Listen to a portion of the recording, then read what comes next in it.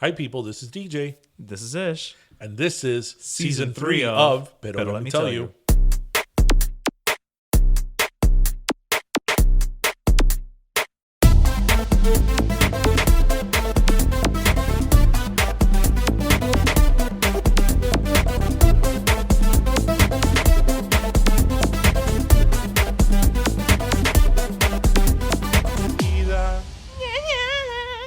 You know, I was watching, I fell through a YouTube rabbit hole. Oh, the worst.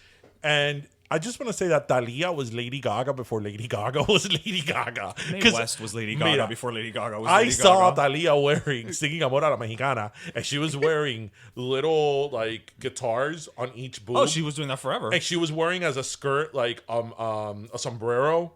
And then there's one where she's dressed as like Cleopatra, and then there's another one that she's dressed like a Mayan, and then there's the famous candlestick holders yes. on each boob, and then the flap. Don't you remember when we saw her perform at Carnaval?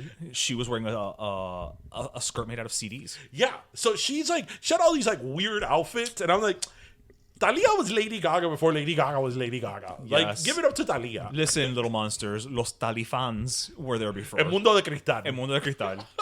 Those kids. I love what you and me say, that like before she came out with like Piel Morena and all those songs, she was constantly on Siempre en Domingo. Like we remember her Flower Power era. Yes. But we don't know any songs from that time. I only know Amarillo Azul. Maybe Sangre.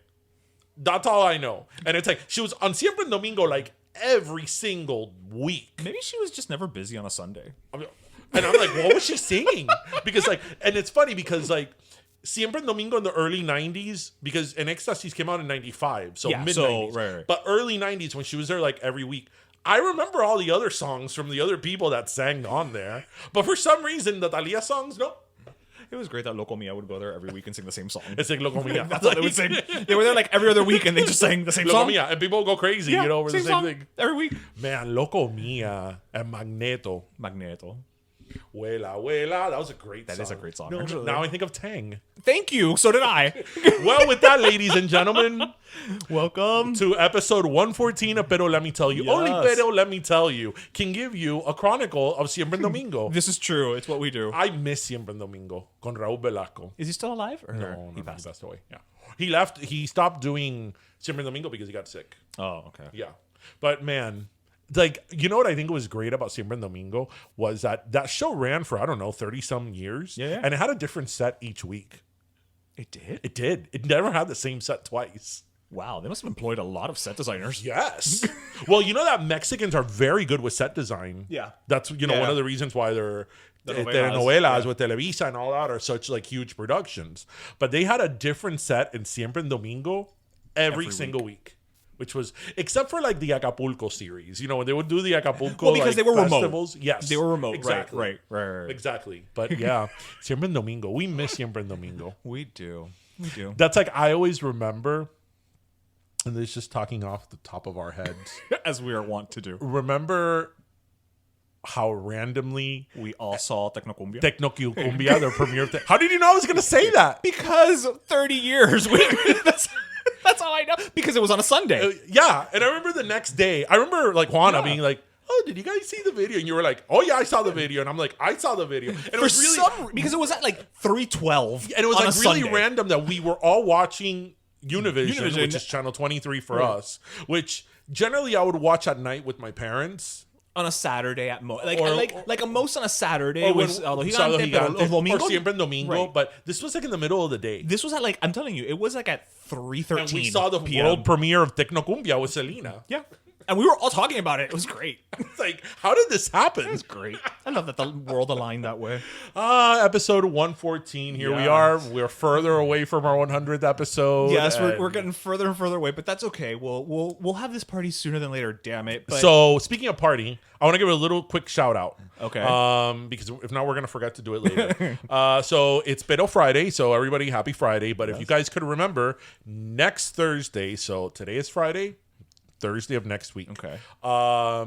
If you are local, especially if you're in the Kendall area, pass by Cuban Guys because Burger Beast is going to be there with his new burger. Which one? At the Kendall location? At the Kendall location. Okay. We'll put something up on on our Instagram to remind you perfect. guys. But he's going to be there on Thursday with his new burger. It's a pimento burger. Oh, the one with the pimento cheese. Yes. What was it called? And it has like a white sauce. Yes, He saw was it. telling me about it today. I saw the name. I'm remembering the name of everything. Like, you've got the W, you've got the Georgie boy, but I don't remember that But it's one. good because not only are Burger Beast burgers the best burgers, but you're helping out Cuban guys, support local. Ooh, and actually, I just ran out of beast sauce today. Yeah, well, there you go. They sell it at Cuban Guys. Yeah. So you could help out Cuban Guys, support local, and Burger Beast. Two big local staples. So yes.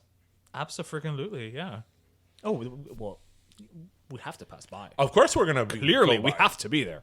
So we're gonna be there. So everybody pass by. Pass by. And you know what? And Yaka, we're on the same. Yeah, let's get all of the housekeeping out of the way in the beginning. We're also still in June.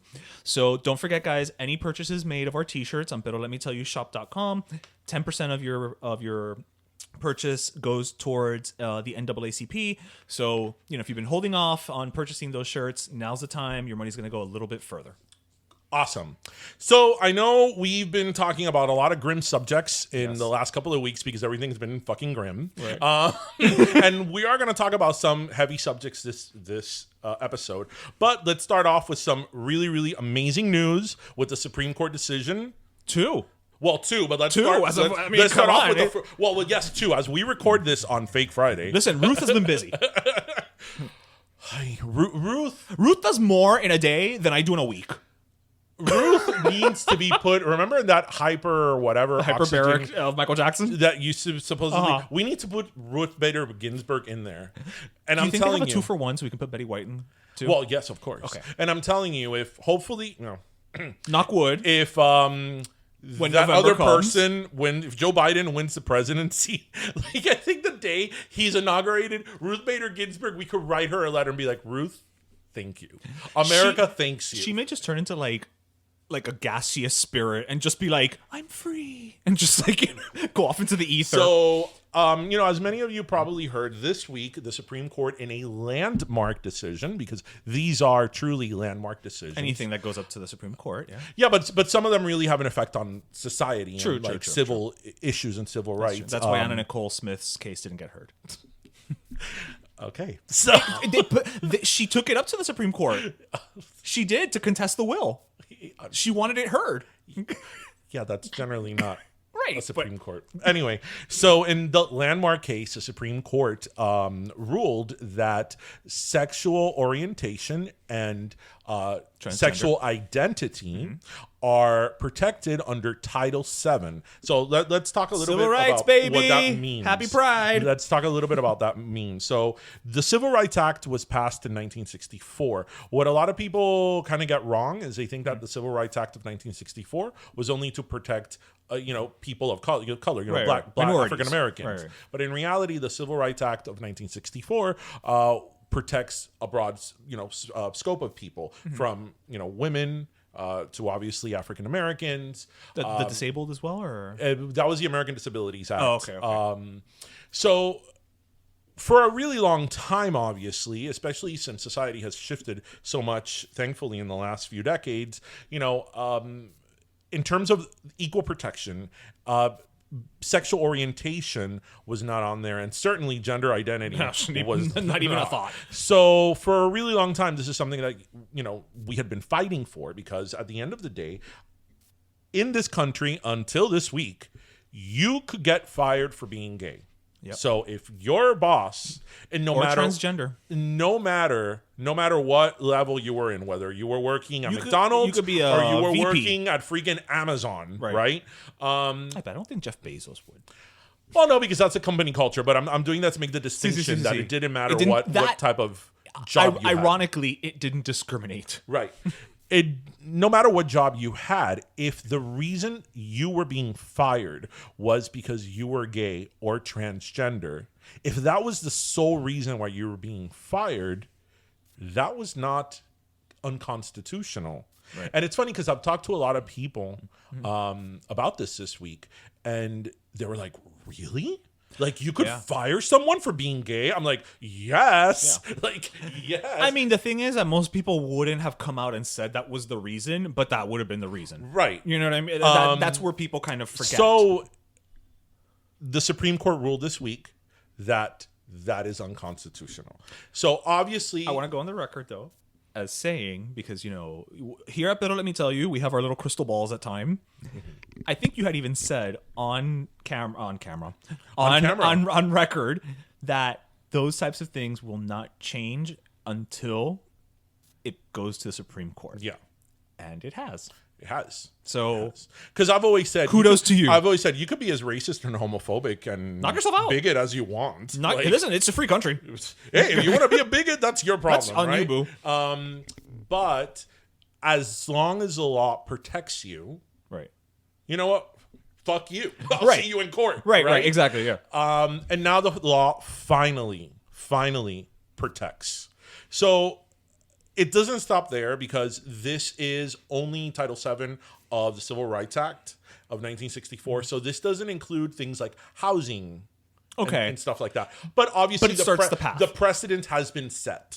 Because now if you go up before a court and you can say, well, I've been discriminated against with regard to housing, and now you can point to this as the precedent. Right. The precedent has been set. So, these things legally take time because, it's been already 5 years, 2015, since, marriage equality has been the law of the land. Yeah. And if you recall, before the Supreme Court ruled on that, we were probably like a good 10, 15 years of different states legalizing same-sex marriage. So unfortunately, the law does take, it's slow like molasses. But I, and I put this on my personal Instagram because I think that today, what happened this week, whether you're gay or not, it's something that you have to be proud of. And especially right now that there's so many things that we are not proud of, so many things that we are upset about, so many injustices and so many awful things that are happening in our country right now. I'm an optimist person, and I always believe that sooner or later, sometimes it's later, unfortunately, but sooner or later, we do the right thing and the law catches up and society catches up. And I think that among all the darkness going on right now with everything, this was like a little glimmer of hope of don't lose hope. Right. That sooner or later, and it sucks because when you're stuck in it, it's like misery almost. Yeah. But sooner or later, the right thing happens. It's a reminder that you are seen. And that you do matter to someone. Yes. And then the bonus was that today, the whole DACA issue. Right. So basically, the Supreme Court ruled that, and the DACA thing is a little bit more. It's a little bit. DACA is the Dreamer Act. The Dreamer Act, yes. So basically, what the Supreme Court said was that in the way the Trump administration, because the thing about Supreme Court cases is that they're very nuanced in technicality. Well, because it's about the legality. It's a legality. It's like sometimes Supreme Court cases get to the Supreme Court for reasons that it's not what you think it is. Right. Like the whole DACA thing. It's not because of DACA. It didn't get there because of the reason people think it got there. Right. It got there because the issue on why the Supreme Court took the DACA issue, the DACA matter, was in the way the Trump administration outlawed it and pulled it. It's not. They're not ruling on DACA. They're not ruling on DACA. They're just saying that the way that it was, the Trump administration pulled it was unconstitutional. Right. So the Trump administration could go back now and go through the steps in a different way. Right. Pull it in a different way, but the way they pulled it was unconstitutional. Right. So yeah, those are two. With everything going on, those I thought were two positive notes to start. Yeah, the show on. And I know that a lot of people will say, it's great, but don't lose sight of the bigger picture. We can't just kind of say, well, we've got we've been given this and rest on our laurels. And I understand that, but similar to you, I sometimes do have that optimism that comes through. And you know what? I am going to take the wins where I see them. Of course, you got to take your victories where you get them. You got to take a moment, even if it's for a day, to celebrate. Yeah. You know what I mean? And to appreciate the positivity and so I was like, like the irony that this gets passed in June, which is Pride Month. Yeah. The 1 year that you can't go out. Yeah, that we really can't go out and celebrate. Thank you, Supreme Court, but damn you, Supreme Court. Like, ugh, can't go out. No, damn you, Corona. Well, yeah, that's true. That's true. Corona. Listen, I'll take the no celebration. That's true. Over the passing of the Supreme Court. But just think, when we celebrate it, we'll be even bigger, right? It'll be even bigger. But yeah, those were two positive steps. So what I found really interesting. So now we're gonna get a little political. Okay, well, actually, can I acknowledge something before we move any forward? Because today, this Pedal Friday does land on June 19th. Oh, yes. And so we are in the midst of, I don't think celebration is the right word, but acknowledging for probably the first time ever in a very mass or general population way, I don't even know how to describe it, Juneteenth. Yeah, do you know what I think is really interesting about this year, Juneteenth? That I don't know about other businesses, but a lot of banks are closing half the day. A lot of agencies, like the media agency and the creative agency that I work with, are both closing tomorrow. I don't recall any other time that this has happened. No, because I think that this year is when, we are seeing a lot of movement with the Black Lives Matter and, just a lot of recognition of social injustices. And so there's a reckoning, if you will, of we need to acknowledge, really large parts of Black history in America, wherever it exists. Now, for those of you who don't know what Juneteenth is, and I knew what Juneteenth was, but only for like the last year or so. This would be the learn section. Exactly. Only for like the last year or so, because I have a friend and she lives in Jersey and she posted about it last year, and I was like, Dana, what's Juneteenth? And I educated myself on it and whatever. Also, side note, Dana Singleton, one of the baddest bitches I know, she is a proud Black pescatarian bodybuilder who's married to a white guy, so she don't give a fuck what anybody thinks. She is all about herself and no box is suppressing no box for her. Yeah, no box for her. Good for her. She's like, fuck this, So I love me some Dana. So pescatarian, good for her. Yeah, no, she's all of it. All of it. I love her. You should sit right next to her. She's fabulous. So Juneteenth, also known as Freedom Day, Jubilee Day, and Liberation Day, is, now I'm reading this from Wikipedia, so I don't think it's been updated, but it says an unofficial American holiday. And funny enough, it's an official Texas state holiday, which, Texas being Texas, it's interesting that this is an official holiday. Celebrated on the 19th of June in the United States to commemorate Union Army General Gordon Granger's reading of federal orders in the city of Galveston, Texas on June 19th, 1865, proclaiming that all slaves in Texas were now free. Now, keep in mind, the Emancipation Proclamation had happened about 2.5 years earlier, before. Yeah. But we're talking about the 1800s. Yeah. Even the Pony Express had its limits. Yeah.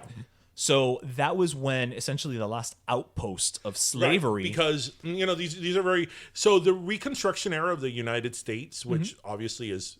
verbatim, the Reconstruction era. It's in the name. Civil War is one of the most kind of complicated and misunderstood times of the U.S. So even after the Civil War was won and the Confederacy lost the Civil War, and even after the Emancipation Proclamation was signed and pretty much put into effect, there was still an issue in the South. Because there were still people who were like, no. Right. No, thank you. Slavery now, slavery forever. I'd rather not. Right. So that was an issue. Right. So as you were saying, that was like the last, outpost that was still dealing with slavery. And so, yeah, I think it's a proper acknowledgement of it. I agree. Because, as Whoopi Goldberg says, and I agree with her 100%, Black history is American history.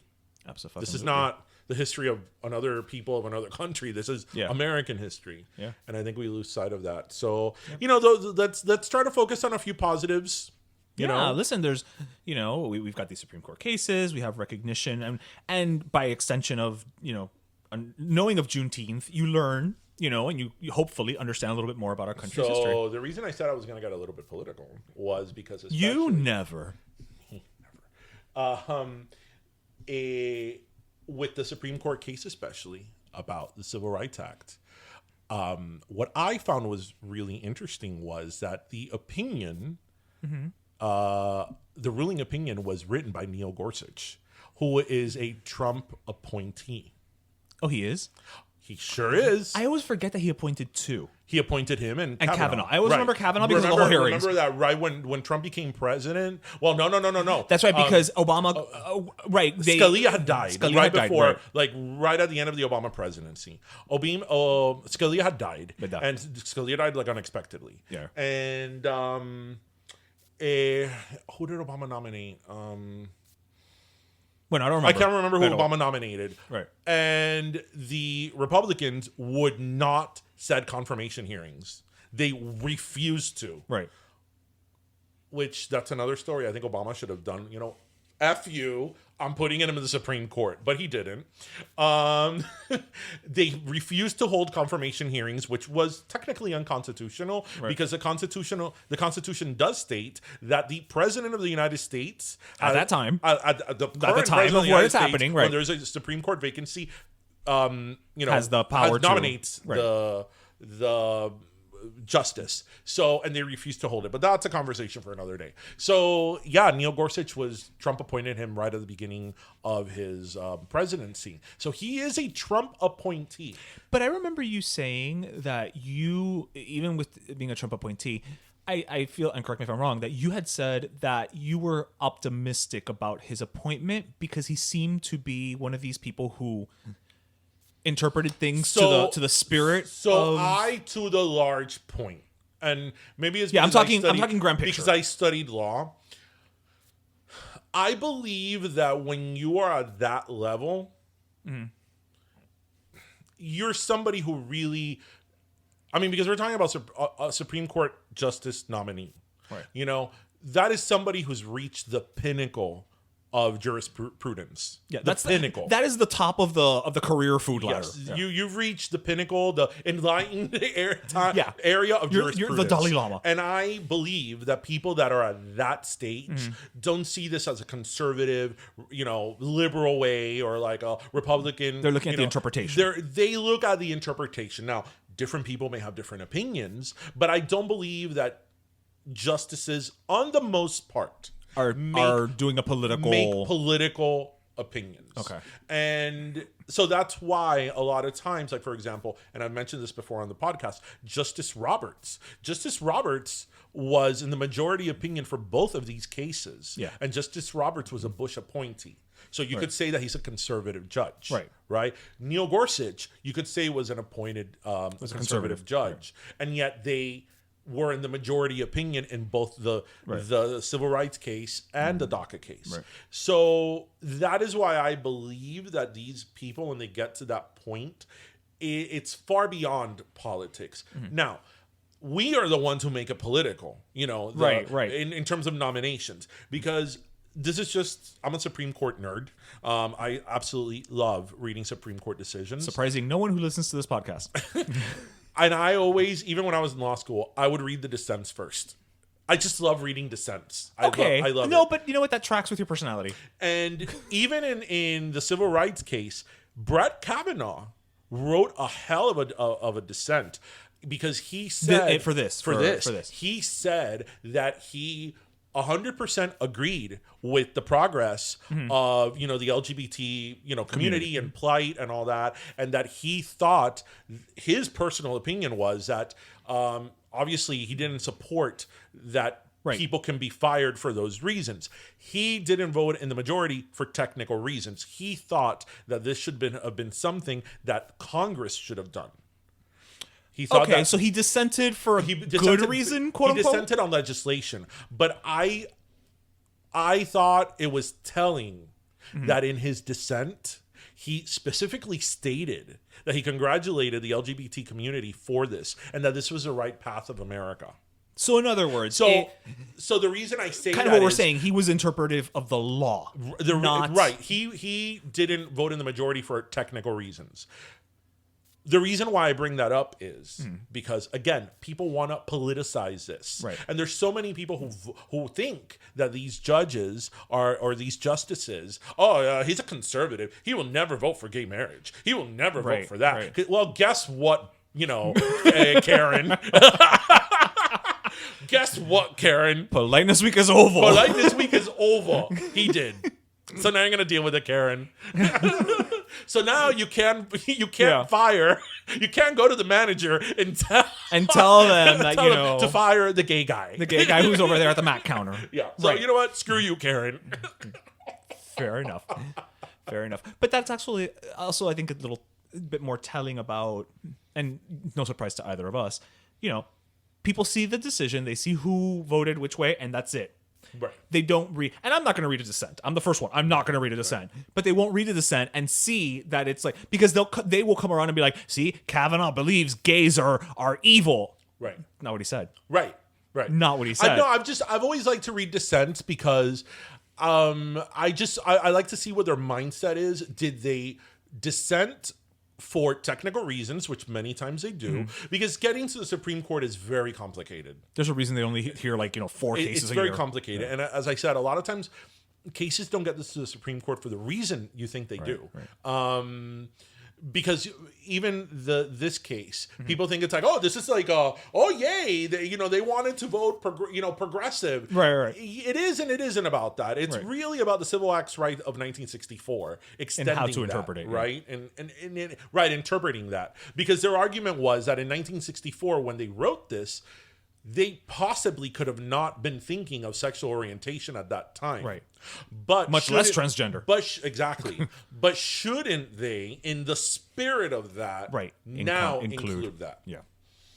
So that's that's what the argument is. So, but progress. So yeah. Well, now moving from actually no, let's have a little fun tidbit. All right, bring the fun. So I think we jokingly said here a couple of weeks ago, or whenever, that there was kind of like a funny petition going around. Oh, yeah. Did we mention? No. We mentioned about, the petition to replace with Dolly Parton. Yes. Dolly Parton statues. So yes. I guess like as a shits and giggles type thing, there's somebody who online posted a petition because right now, we're having the argument about Confederate monuments, which we've talked about here on the podcast. And Louisiana has a lot of Confederate monuments. Yeah. So there was a petition that somebody, as a joke, put online to replace all the Confederate monuments with Britney, like statues of Britney Spears. Funny enough, I have not signed it. As I sit here wearing my Britney Spears tank top. We have not signed it. And we have not signed it. And apparently the petition received so many votes that now it's eligible to be brought up to the legislature of Louisiana. I'm so because excited. If something of a petition it has to be acknowledged, receives a certain amount of votes, you could actually put it up for motion or to be heard. Right. I think this is amazing. I think they should do it.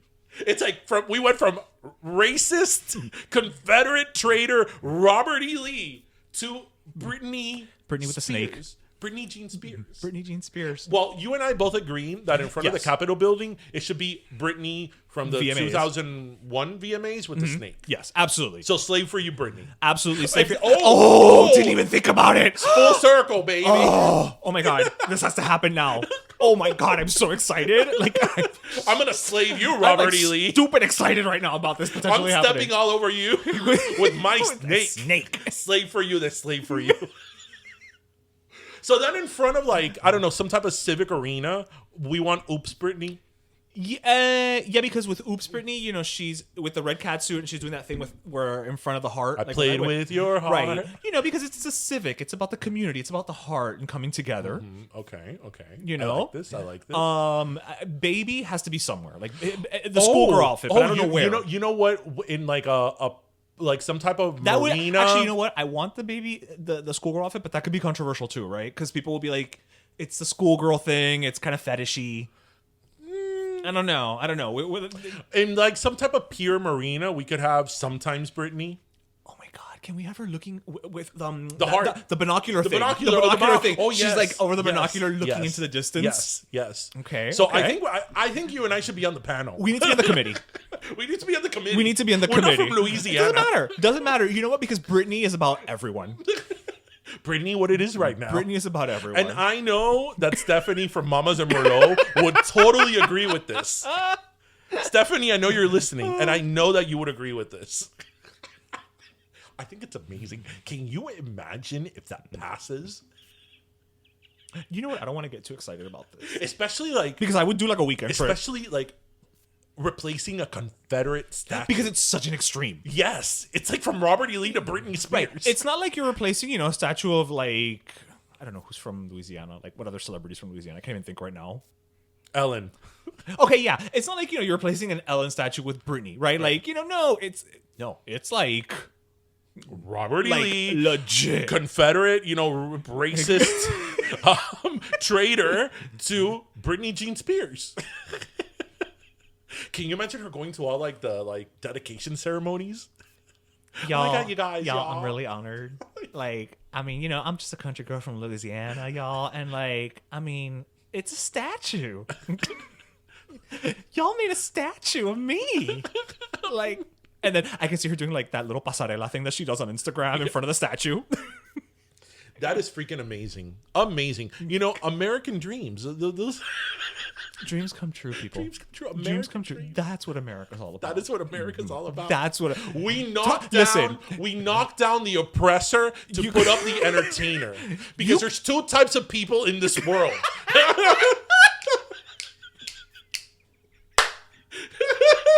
How you like that, sir? the ones that entertain and the ones that observe. Yes. Yes. And now we're going to go observe Yes. The entertainer. Full circle. Full circle. Whoa, Oh my God, I'm so whoa. excited. Whoa, I need to whoa. calm down. In front of the airport, we can put her toxic in the little flight attendant. Of course. My God, no. We need to stop. We need to move on. We need to move on because I'm gonna start like.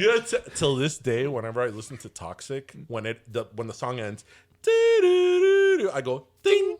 Yeah, the little the flight I think of the attendant video bell. version. Yeah. So okay, let's bring it down. Oh. Bring it down a notch. That got us. That's just too much excitement for me right now. I'm not gonna sleep. I'm gonna go home and I'm gonna draft all of I them. hadn't thought about the airport one. Yeah. You know why? Because when I think of the video of Toxic, I think of the last outfit, the one where she's like climbing up the building, The red hair with the like, wings, the wing, or the cape or whatever. Yeah. I think of her, but See, but really the airline one is more iconic. I think it is. It's between the airline one and then the bodysuit thing that she wears. I've always thought that that plane she's on is the same plane Jennifer Lopez was on in Play. No, because the Jennifer Lopez plane is way more spacious. That is true. Well, I always think that Britney's on a Virgin flight. Because have you ever flown Virgin? I have. Okay, you know how the lighting, Yes. the It's purple like lighting, fluorescent, yeah. right? So to me, it's like she's a flight attendant on a Virgin Airways. And Virgin's outfits are a little more, They're a little more trendy, I can see Richard Branson. Jennifer Lopez airplane and Play. So, okay, so people who don't know. Jennifer Lopez has this song Play, which is like really underrated. It's like one of her best songs. That was the second single, right? From J-Lo. J-Lo. And in the video, she's on an airplane, and it's all CGI. But like this